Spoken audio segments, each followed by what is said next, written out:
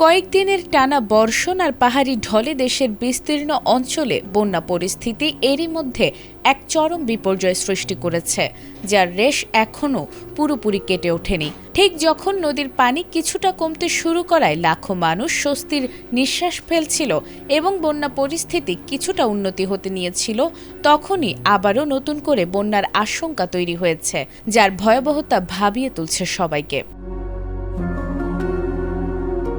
দেশের বিভিন্ন নদ নদীর পানি বাড়তে থাকায় আগামী ৭২ ঘণ্টার মধ্যে দেশের অন্তত ২০ জেলায় বন্যা পরিস্থিতি তৈরি হতে পারে বলে সতর্ক করেছে বাংলাদেশ পানি উন্নয়ন বোর্ডের বন্যা পূর্বাভাস ও সতর্কীকরণ কেন্দ্র।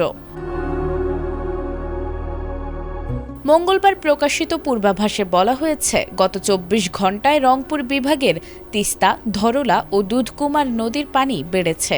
আগামী ২৪ ঘণ্টার মধ্যে এসব নদীর পানি কয়েকটি স্থানে বিপদসীমা অতিক্রম করতে পারে।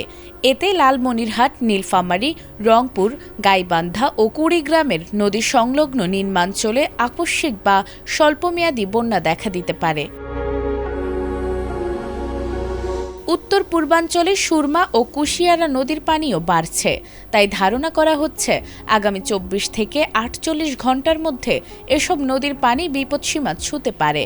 ফলে সিলেট ও সুনামগঞ্জের নিম্নাঞ্চলে নতুন করে বন্যা দেখা দিতে পারে, আর যেখানে বন্যা চলছে সেখানে পরিস্থিতি আরও খারাপ হওয়ার আশঙ্কা রয়েছে।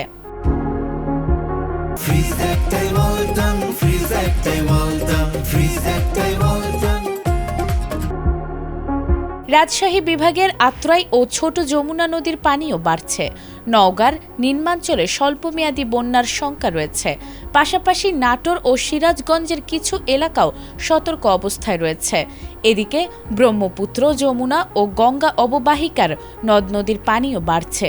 ফলে আগামী ২৪ থেকে ৭২ ঘণ্টার মধ্যে কুড়িগ্রাম, গাইবান্ধা, জামালপুর, বগুড়া, সিরাজগঞ্জ ও টাঙ্গাইলের নদী সংলগ্ন নিচু এলাকা প্লাবিত হতে পারে।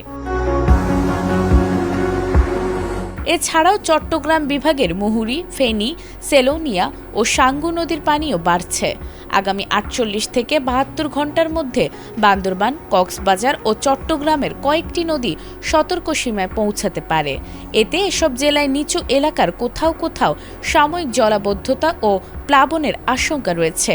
পরিস্থিতির দিকে নজর রেখে নদী তীরবর্তী এলাকার মানুষকে সতর্ক থাকার পরামর্শ দিয়েছে বন্যা পূর্বাভাস ও সতর্কীকরণ কেন্দ্র। নাজমুন নাহার জান্নাত, এটিএন বাংলা।